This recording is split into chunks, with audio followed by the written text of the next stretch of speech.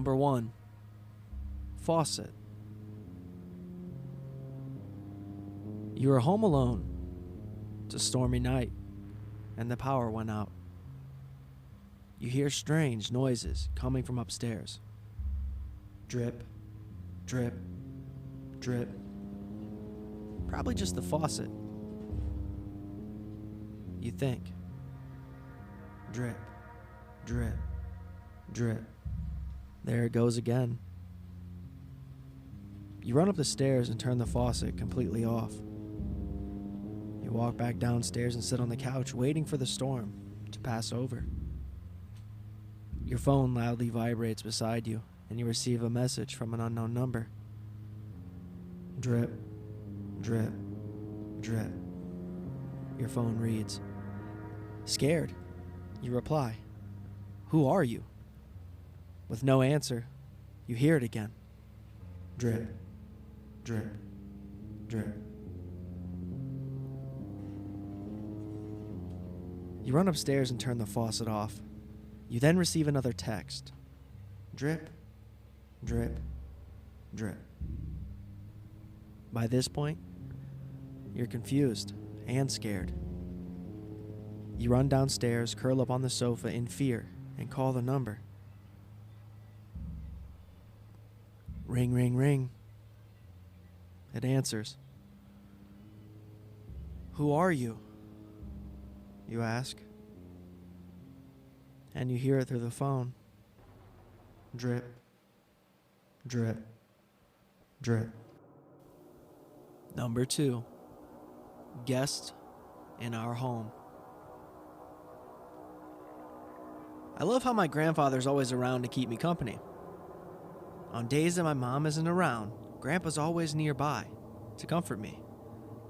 I sit on his lap, tell him stories about my day, and I never feel like I'm alone. Although our house is never empty even when Mom leaves for work and I sit with Grandpa and read stories while he enjoys his chair, we always have guests in every room of our house. There's Edna and Elma, the twins my grandfather's friends with. They're always sitting together in the kitchen with a teapot between just the two of them. There is also Joseph, the plumber, who went to school with Dad. Often seated with him in his study, as Dad is hunched over his desk with a grin on his face, always looking at their high school yearbook, while Joseph keeps him company, as old friends should. Unless Mom needs to use a spare chair, then Joseph just stands next to Dad as he looks at his yearbook.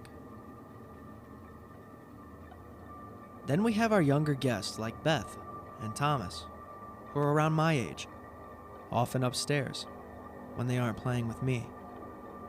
However, I don't really care if Thomas stays up there with his mom and dad. He never talks to me and always makes a stupid face at me when I try to play with him. But Beth is really nice. She has pretty blonde curls in her hair, wears pretty perfumes and makeup, and sometimes Mom buys new dresses for her to wear. I'm sure she likes those, because she always has a smile on her face. Even when I accidentally ask Mom how she got that ugly scar on her back. I felt bad when Mom told me that she had gotten the scar when she came here and was separated from her parents, who Mom says were very bad people. So I guess that makes her like the sister I never had. But I just like playing games with her when I'm bored. Mom often scolds me if I get Beth's dresses dirty or accidentally knock her down. Tonight my mom says we'll be having another guest and a new friend for me to play with.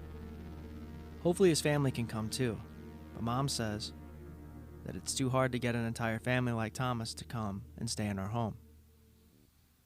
So before she leaves for work, she tells me she'll be home by midnight. She gives me a kiss on the cheek, packs up her tools, and tells me to go make some space in Beth's room for the new boy to stay. It's the last time I talk to Mom before she leaves for work, and I go upstairs to get the bedroom ready. It takes me a while, and by the time I'm done, I don't want to play with Beth like I usually do. So I grab a storybook from Beth's shelf and go downstairs to the living room. As always, Grandpa's there, sitting in his rocking chair, waiting for me to come sit on his lap and tell him how my day went. So I climb up into his lap and snuggle against him as I tell him about our new guest. But I notice something's wrong. His head is limp to one side, and his eyes are closed. So I hop off of his lap and go into the kitchen as fast as I can. I run past Edna and Elma and immediately go for the bottom drawer next to the silverware where we keep Grandfather's emergency supplies. I go back into the living room, stopping at the doorway to remember my manners, and I say, "Good evening," to Edna and Elma before I go back to Grandpa. Carrying the supplies in my arms, I drop them behind Grandpa's chair and look up at his neck. "Grandpa, your stitches came out again. It'll take me forever to fix your neck, like last time." Huh, if only Mom had sewn you shut with the machine and used beads to stuff you like she did to Beth instead of this flimsy cotton. Then you wouldn't be falling apart all the time. But I'm not upset with him. It's not his fault. Mommy was only learning when she first brought him over as a guest. We'd only just moved into the neighborhood, and she had wanted to make sure we'd never be lonely again. But of course, now our guest can sit straight and never fall over. And Mom says that someday she'll be sitting next to Grandfather while I'm out bringing new guests to keep us company. Number 3. The street lamp. "You should go close your windows. It's going to rain tomorrow," said your dad. You sighed, looked at the clock, 11:20. "Okay," you said as you felt a tiny twinge of fear spark in your brain. It was an old fear, your fear of the dark. You've had it since you were a child. It was silly, but a natural human fear. You grabbed your keys and whistled for the dog, who was always happy to go outside, even in the dark. As he stood there on the front porch in the dim light wagging his tail, you began to make your way toward your car. As you walk across the yard toward your car, what started as the dull fear of the dark that you've always had began to creep into panic until it suddenly overtook you, pouncing onto you with incredible surprise. As your heart begins pounding, you fight with your whole being to focus on your car and not look off into the abyss that exists just past the weak circle of light from the street lamp.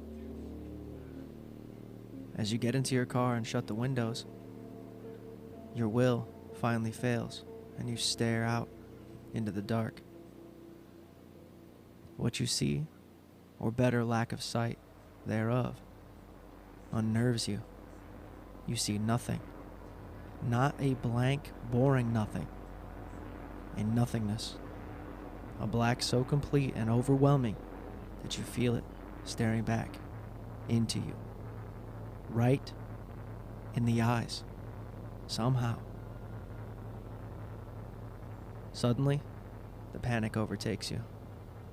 You slam the door shut and rush back across the lawn, out of the weak streetlight, into the equally weak porch light, punctured by the silhouette of your unaware dog. You get inside, along with the dog, turn and stare uneasily into the black, silky summer night one more time, and finally sigh in relief and shut the door, clicking the deadbolt. I know. I was there, as I always have been, just beyond the feeble streetlight, at the edge of the vast rolling mouth of black that swallows earth every night. Staring, watching, waiting. Number 4. A perfect pair. I'm so tired of this. You are in and out, sometimes completely ignoring me, sometimes just staring at me for extended periods of time. You study me like I'm the one who will give you answers. I'm the one who will save you. The thing is, I think I can. I'm going to pull you into my world and take you away from all of the things that hurt you. I can't count the number of times I've seen you weep, and I can't help but do the same when you are sad. I am sad. When you smile, I smile. No one knows you the way that I do, and no one has seen what I've seen. Who else could watch you throw up and still want to be with you? You even squeeze pimples when I'm around.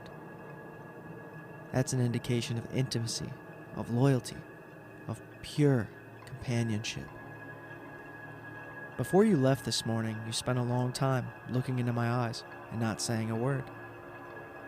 Your eyes, they told me everything I needed to hear. You adore me the way I adore you. It's on the border of obsession. Your eyes do not lie. We are kindred spirits. In essence, we are twins, deserving of a lifetime together, an existence devoid of harsh reality. I can take you there. In fact, I have decided tonight is the night. Tonight is the night that I come to set you free, to set us free. I've waited long enough. Tonight, as you sleep, I will slide out from within the mirror and bring you back with me into my beautiful oblivion.